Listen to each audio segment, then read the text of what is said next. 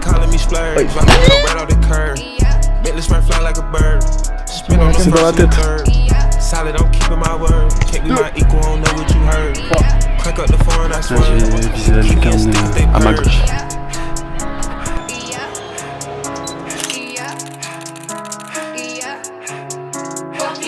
Young gun on one that they working my nerves. I'm about to pause and serve. Fucking this bitch like a perm. Smack from the back of a perm. Ice, the bird. Shitting on all you little turds. Mathieu, comment ça va? Ça va bien et toi? Ça va. Merci à toi d'avoir accepté l'invitation. Avec plaisir. De nous recevoir ici chez toi à l'Équin. Bon, Mathieu, tu es ancien footballeur professionnel, passé par Lille, Newcastle, Arsenal, Bordeaux également, Saint-Étienne et Valenciennes. C'est ça. Aujourd'hui, tu es coprésident de l'US L'Équin et également éducateur des U15 de Régional 1. J'aimerais savoir, en tant qu'entraîneur, mais surtout en tant qu'ancien footballeur professionnel, qu'est-ce que tu cherches à transmettre vraiment aux jeunes joueurs que tu entraînes? Écoute, avant tout, c'est de pouvoir continuer à vivre certaines expériences aussi, de pouvoir transmettre aux jeunes joueurs tout ce que j'ai pu connaître durant ma formation, durant mon parcours professionnel, dans les différentes équipes que tu as énumérées. Donc c'est pouvoir transmettre à ces jeunes le côté pratique, le côté terrain, mais aussi le côté, tout ce qu'il y a autour, tout ce qui est extérieur. Pour moi, c'est une importance capitale aussi dans le développement du jeune joueur. Donc c'est des valeurs qui sont importantes à mes yeux et c'est ça que j'ai envie de leur transmettre aussi aujourd'hui. D'accord. Aujourd'hui, tu as commencé à entraîner cette année. Quels sont tes objectifs réellement en tant qu'entraîneur?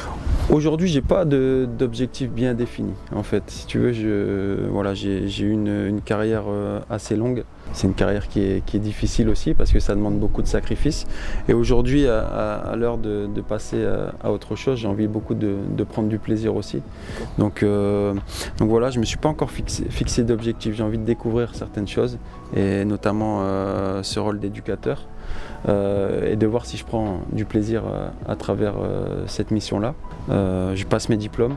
Je prends les expériences sur le terrain tous les jours, à côtoyer les jeunes joueurs, me former et puis on verra où ça me mène. Et maintenant que cette première saison est passée, est-ce que tu considères que tu as déjà pris du plaisir déjà sur cette première carrément. approche, on va dire? Carrément, j'ai pris beaucoup de plaisir. J'ai fait le choix aussi de commencer dans un club amateur, un club que j'aime beaucoup. Où mes enfants, j'ai encore un fils qui évolue à l'Équin. J'ai vécu plus de 20 ans dans un club professionnel, dans des clubs professionnels, et de pouvoir justement organiser la suite, mon après-carrière, dans un club amateur, découvrir un peu ce milieu amateur. Pour moi, c'était important de me déconnecter un peu du monde professionnel et de pouvoir découvrir le monde amateur et justement transmettre ce que je t'ai dit juste avant. J'ai pris beaucoup de plaisir cette saison à évoluer en tant qu'éducateur chez les U15, mais aussi dans un rôle de coprésident où j'ai découvert beaucoup de choses et où j'ai pris aussi beaucoup de plaisir. C'est bien parce que tu as répondu à la question que je t'ai posée. Okay. Je voulais, exactement. Je voulais te demander justement parce qu'on voit beaucoup de footballeurs professionnels, une fois leur carrière terminée, très rapidement rejoindre une structure professionnelle. Toi, tu as décidé de revenir dans le club de ta ville natale au final. Mais du coup, tu as très bien répondu à la question. Maintenant qu'on a parlé de ta carrière en tant qu'entraîneur, j'aimerais qu'on revienne sur le footballeur. Comme tu l'as dit, ta carrière, elle a duré quand même quasiment plus de 20 ans. Ouais. Je vais faire un petit rappel, tu rejoins le LOSC à 8 ans. À l'âge de 8 ans, À l'âge de 8 ans. Ouais. Tu fais toute ta formation là-bas. Tu signes ton premier contrat professionnel en 2003. Ouais. À ce moment-là, c'est Claude Puel, l'entraîneur. Tu vas faire plus de 10 ans en tant que professionnel. Qu'est-ce que ça a représenté pour toi de jouer pour le club de ta ville? Est-ce que ça a une saveur particulière? Ouais, carrément, c'est particulier en fait. Et c'est un rêve, ça a été un rêve de gosse en fait, de pouvoir évoluer dans mon club de cœur au niveau professionnel. Comme tu l'as dit, je suis arrivé à l'âge de 8 ans au LOSC. J'allais au stade tous les week-ends pour aller voir l'équipe première jouer. Donc j'étais un vrai supporter du LOSC. Et de pouvoir progresser comme ça dans la formation, de franchir les étapes et puis d'arriver au plus haut, c'est-à-dire d'évoluer avec l'équipe première. Moi qui allais les voir le week-end au stade, à l'époque c'était Agrément-Pré-Joris. Donc pour moi de signer mon contrat pro et de pouvoir évoluer en équipe première, ça a été une vraie fierté en fait. Une vraie fierté de représenter le LOSC. Tu es passé par des moments difficiles durant ta formation? Ouais, carrément. J'ai eu des coups durs, notamment à l'âge de 16 ans. Je venais d'avoir 16 ans, je me fais les ligaments croisés. Donc période compliquée, parce qu'à l'époque, pas évident, grosse blessure. Tu te poses beaucoup de questions en fait. Tu te dis, est-ce que tu vas réussir à remonter la pente pour atteindre tes objectifs? C'est un moment charnière en plus dans la formation ça, en fait. Exactement, on est entre la formation et le monde pro, donc forcément c'est un moment. Ouais, c'était un moment difficile à vivre, mais j'étais bien entouré, bien soutenu par le club. À l'époque c'était Jean-Michel Vandamme. J'ai été bien encadré par mes parents, mon frère. Et j'ai rencontré aussi, à l'époque j'étais avec ma femme, donc je l'ai rencontré quasiment à cet âge-là. Donc c'est vrai que j'ai eu du soutien de ce côté-là, donc ça m'a permis aussi de rebondir rapidement et de revenir fort. J'ai eu cette force mentale aussi pour bien rebondir. Quand on dit dans le football, il faut être bien entouré, ça. Ouais, c'est important, ça reste la base. Honnêtement, je ne sais pas si on y reviendra, mais moi j'ai côtoyé des jeunes joueurs qui avaient un talent fou, mais qui n'étaient pas suivis, pas encadrés. Et forcément, à la fin, ça passe pas, quoi. Au LOSC, tu connais le doublé historique, Coupe plus Championnat en 2011. Est-ce que c'est ta plus grande fierté en tant que footballeur? Ouais, ça fait partie de mes plus grands moments en fait. De pouvoir, comme je te l'ai dit, mon rêve c'était d'évoluer en équipe première au LOSC. Et puis la deuxième chose aussi, forcément en parallèle, dès qu'on arrive à ce niveau-là, c'est de pouvoir remporter des trophées. Et pour moi, issu du centre de formation, d'avoir fait mes gammes dans mon club de cœur toute ma jeunesse, pouvoir remporter un trophée, et là en l'occurrence 2 trophées au LOSC, ça a été un de mes plus grands souvenirs et une fierté aussi immense. En plus, le club n'avait pas remporté de trophée depuis un certain nombre d'années. Donc de pouvoir redonner aussi beaucoup de plaisir aux supporters à travers ces 2 trophées, ça a été incroyable. Du coup, tu fais, comme je le disais, 10 ans en tant que professionnel au LOSC.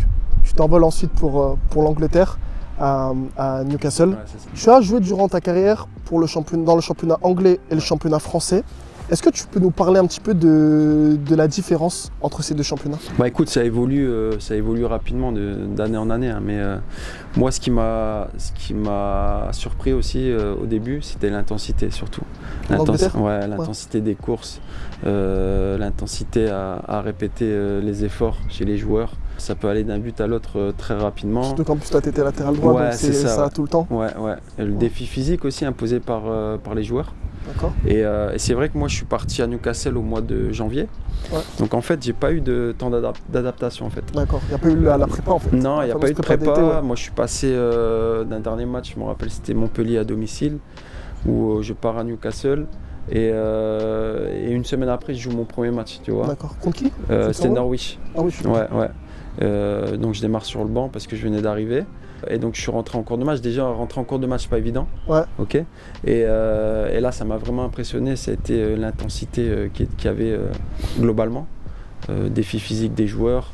Je me rappelle d'un centre à un moment donné où l'attaquant vient au duel avec moi et me charge dans le dos. Moi je me relève, je me dis il y a faute. Et en fait l'arbitre n'avait pas sifflé. Tu vois, donc c'est des petits détails. À l'anglaise, comme on dit. Voilà, c'est ça en fait. Mais sur le coup t'es pas forcément habitué toi. Et c'est des choses que tu découvres au fur et à mesure. Mais moi c'était une découverte express et je devais me mettre rapidement forcément.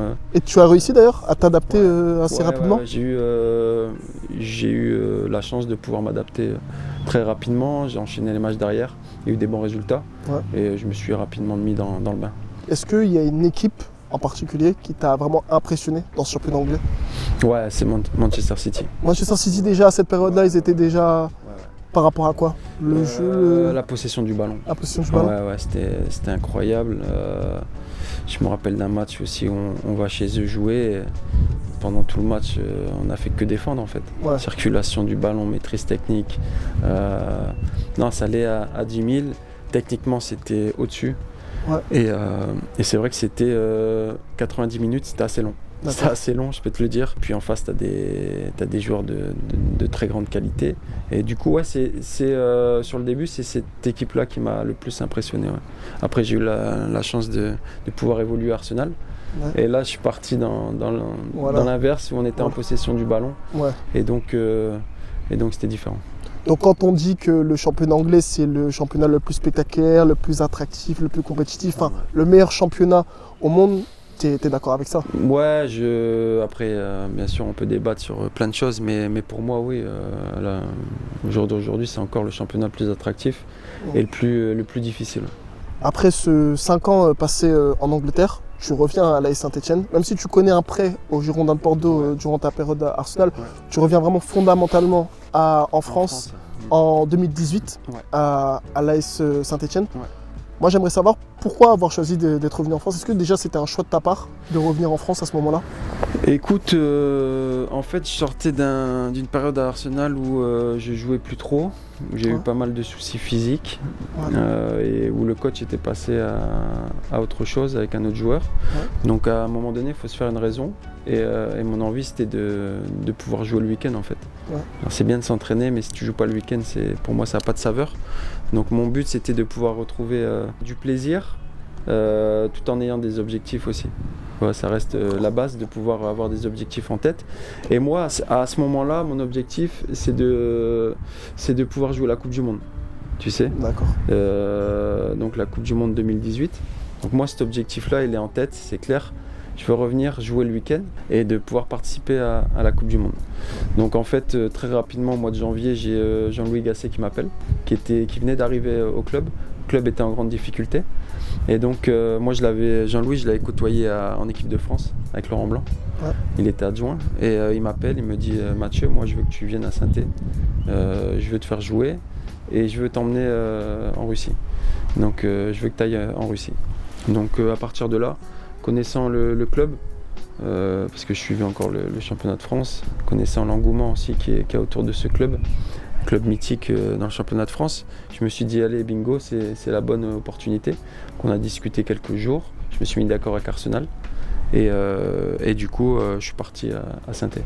Ouais. Au final tu as fini dans la pré-liste je crois. Ouais c'est ça, j'étais dans les réservistes. J'étais dans les réservistes pour la Coupe du Monde. J'aimerais savoir du coup, est-ce qu'il y a un autre championnat dans lequel tu aurais peut-être éventuellement souhaité jouer? Un autre grand championnat européen où tu aurais peut-être voulu évoluer? J'ai eu des opportunités d'aller en Espagne à un moment donné. Mais réellement, mon objectif, si je devais partir de France, c'était de rejoindre le championnat anglais. D'accord. Toujours un championnat qui m'a attiré. Par rapport à mes caractéristiques de jeu aussi, c'est un championnat qui était fait pour moi aussi. Ouais,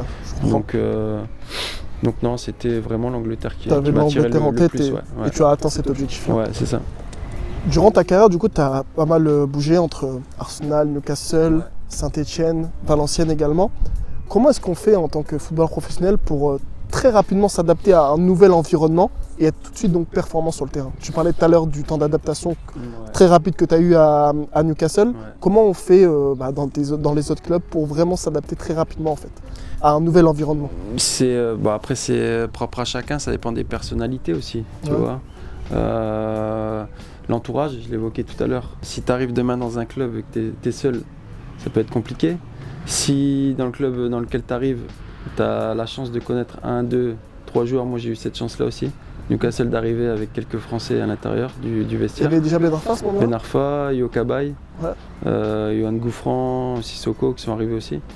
Arsenal avait beaucoup de Français aussi. Ouais.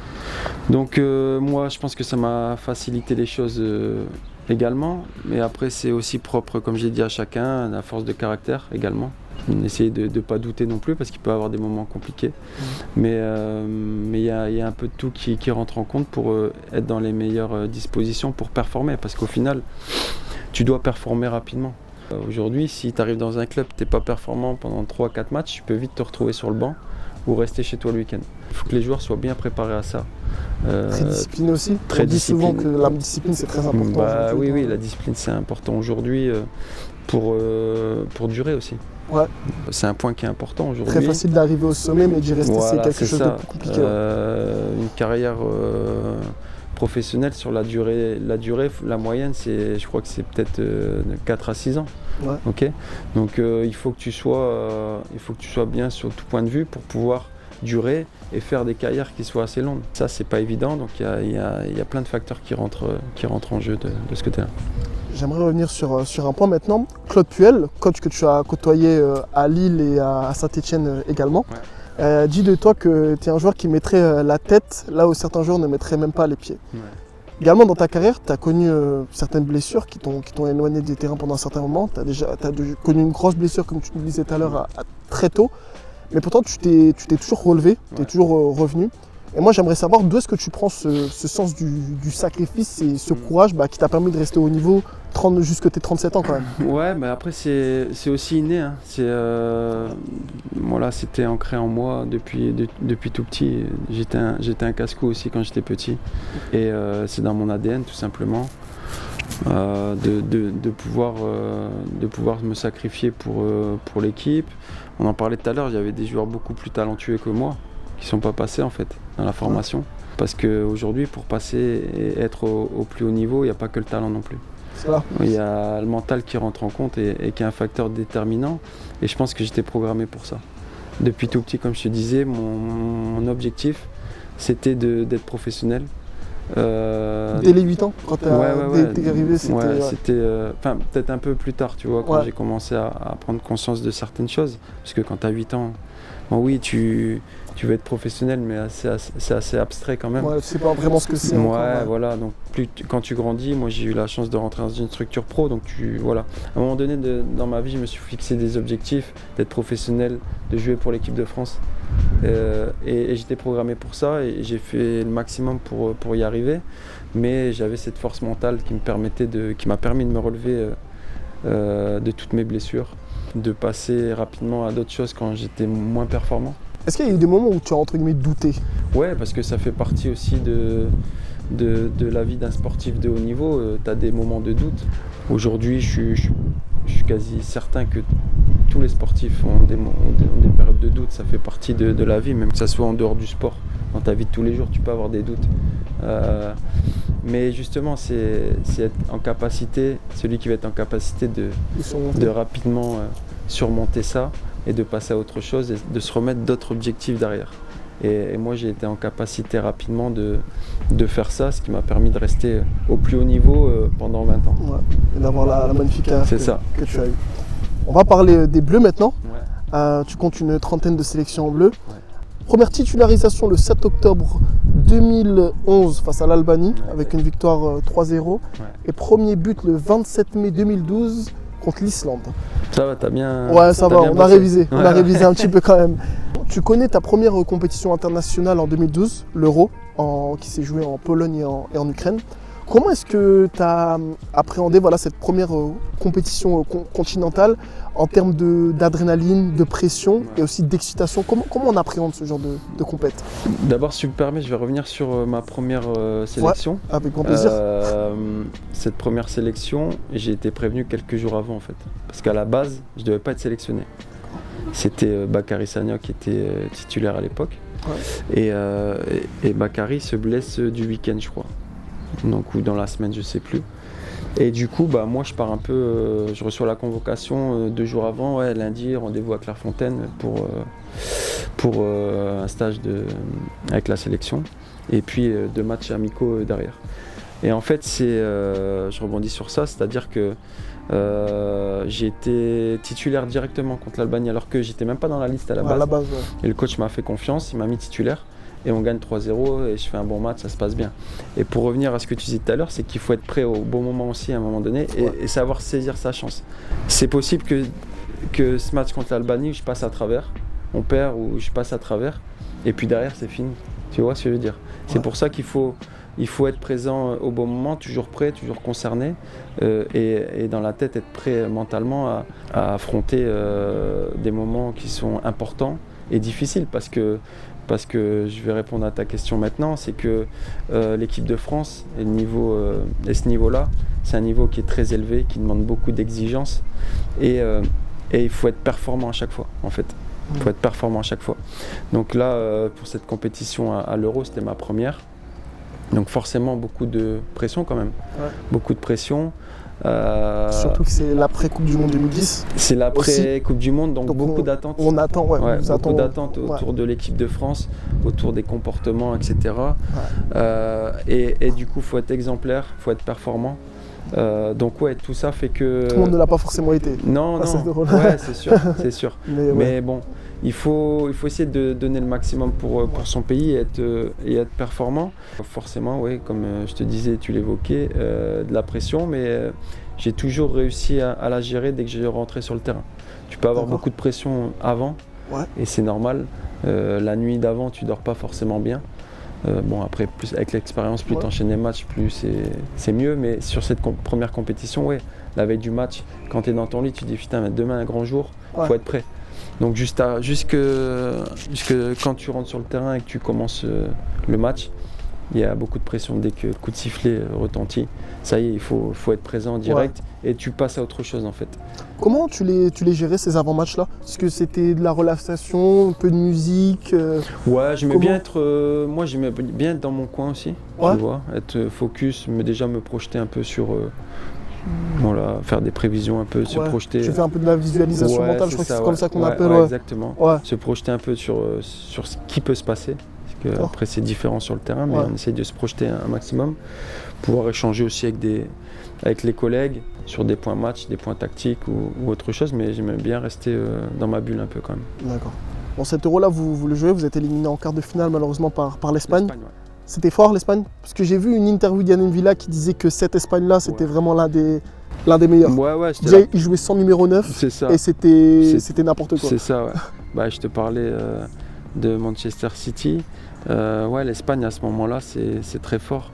Ça prive le ballon à l'adversaire. Ça joue rapide, techniquement c'est très propre. Tactiquement c'est au point. On a souffert pas mal. On les avait joués aussi lors d'un match amical ou je sais plus, je pense que c'était amical. Au Stade de France? Je sais plus c'était où, non c'était à l'extérieur il me semble. Ou c'était éliminatoire peut-être. Et compliqué de jouer contre eux, compliqué. T'avais qui sur ton côté? Moi en fait sur ce match-là on avait eu un changement tactique de la part de Laurent Blanc, il m'avait passé milieu droit. En fait, je crois que c'était Anto Réveillère qui jouait arrière droit. D'accord. Et moi, il m'avait passé milieu droit justement pour bloquer le couloir. D'accord. Mais ça n'avait pas suffi en fait. Ça n'avait pas suffi parce que c'était tellement bien rodé le jeu de l'Espagne qu'ils nous ont fait craquer en fait à un moment donné. On va parler maintenant de la Coupe du Monde. Coupe du Monde 2014 qui s'est déroulée au Brésil. En termes de pression, de préparation, etc. Est-ce que c'est la même chose que l'Euro? Ou c'est différent parce que là c'est la Coupe du Monde, tu as les pays du monde entier? En fait c'était, quand tu regardes comme ça, la Coupe du Monde, pour moi ça reste quand même le plus important. Tu vois, la compétition la plus prestigieuse. C'est un truc de fou. Et en plus c'était au Brésil. Donc c'était la Coupe du Monde que tu voulais faire. J'ai eu la chance de pouvoir y participer. Donc j'ai envie de te dire que normalement il y a plus de pression. Mais on va dire que je l'ai géré mieux. Du fait que j'avais déjà fait un Euro et entre-temps j'ai eu des sélections. Donc la pression je l'ai gérée différemment. Mais oui, la Coupe du Monde ça reste la plus prestigieuse des compétitions. Est-ce qu'il y a une frustration chez toi du fait de ne pas avoir dépassé le stade des quarts de finale? Parce qu'en Coupe du Monde vous êtes éliminé par l'Allemagne. Sur un coup de pied arrêté. de Mats Hummels. Il y a une frustration un peu chez toi quand même? C'était une grosse frustration d'être éliminé par l'Allemagne, surtout sur un coup de pied arrêté. On a eu des opportunités aussi. C'était une grosse déception, surtout qu'après je crois qu'ils jouent le Brésil. Il me semble. Ils leur mettent 6 ou 7. Et à partir de ce moment-là, on s'est dit, putain, c'était peut-être le moment pour aller loin et aller potentiellement au bout. C'est après le match, mais c'est vrai qu'au vu de la physionomie du match, on a eu quelques regrets. Parce qu'il y avait la place. Il y avait la place de faire un résultat contre les Allemands. Après, il y a aussi ce truc de se dire que vous avez quand même perdu contre les champions du monde au final, donc vous perdez entre guillemets contre les plus forts. C'est ça, c'était une belle équipe d'Allemagne aussi. Maintenant, on n'était pas satisfait non plus de se dire ça, mais je me doute. Mais ça reste des compétiteurs quand même. C'est ça. Ça reste une déception. En mai 2023, à présent, depuis de là à couler sous les ponts, comme on dit, tu as rejoint le VAFC, qui joue à ce moment-là en Ligue 2, après ton passage à l'AS Saint-Etienne. En mai du coup 2023, tu annonces l'arrêt définitif de ta carrière professionnelle. Tu vas jouer d'ailleurs ton dernier match dans un stade que tu connais bien, à Geoffroy Guichard, avec Valenciennes. Finir dans un stade où tu as joué pendant plus de 4 ans, c'est un peu comme une fin rêvée au final, non? Ouais, c'était incroyable. Ça tombait à pic en fait. C'est le destin. C'est le destin de pouvoir finir à Geoffroy Guichard, où j'ai vécu 3 ans et demi incroyables, de pouvoir finir ma carrière là-bas. Ouais, c'était une fin rêvée en fait. Et voilà, j'ai eu un bel accueil. Ouais, j'ai vu une belle petite ovation. C'est des souvenirs qui restent marqués. Pourquoi avoir choisi ce moment-là pour finaliser ta carrière? Pourquoi pas avant? Pourquoi pas après? Pourquoi tu as choisi d'arrêter ta carrière à ce moment-là? Parce que physiquement, je pouvais plus en fait. Je pouvais plus. J'ai des problèmes de genoux, forcément j'ai eu mes 2 genoux opérés, tu vois, ligament croisé aux 2 genoux, et à un moment donné, forcément tu le ressens physiquement. Ma dernière saison à Valenciennes, c'était chaotique parce que physiquement je pouvais plus, je m'entraînais quasiment plus. J'ai essayé de jouer le week-end, mais j'ai des douleurs dès le réveil en fait. Dès le réveil, tu as des douleurs, après tu dois aller à l'entraînement, c'est dur. Mentalement, ça fatigue. Donc, au milieu de saison, en fait, en janvier, j'ai pris ma décision d'arrêter parce que mentalement, j'arrivais plus et physiquement non plus. Donc, à partir de ce moment-là, j'avais dit que dès que ça suivrait plus physiquement ou dans la tête, c'est ce que j'allais te demander. Est-ce que dans la tête, il y avait encore une envie, mais non, plus trop d'envie. Je prenais plus de plaisir du coup. Tu vois. Donc, le matin, je me réveillais, j'allais à l'entraînement, j'avais plus de plaisir. Parce que je ne pouvais plus, et à partir de ce moment-là c'est fini, tu ne peux plus avancer en fait.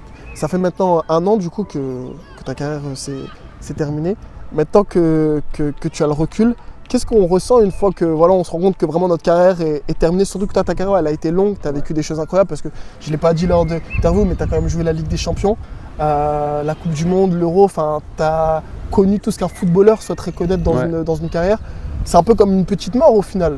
Non, tu ne crois pas comme ça? Non, je le perçois pas comme ça en fait, parce que j'ai donné tout ce que je pouvais donner, et puis j'ai eu la chance de recevoir aussi beaucoup. Donc non, c'était le bon moment. Je pars comblé en fait. Je suis parti comblé du foot, du terrain. Et il faut laisser la place, comme on dit, aux jeunes aussi, qui sont performants. Et toi, à un moment donné, tu es sur le déclin, donc il faut laisser la place aux jeunes.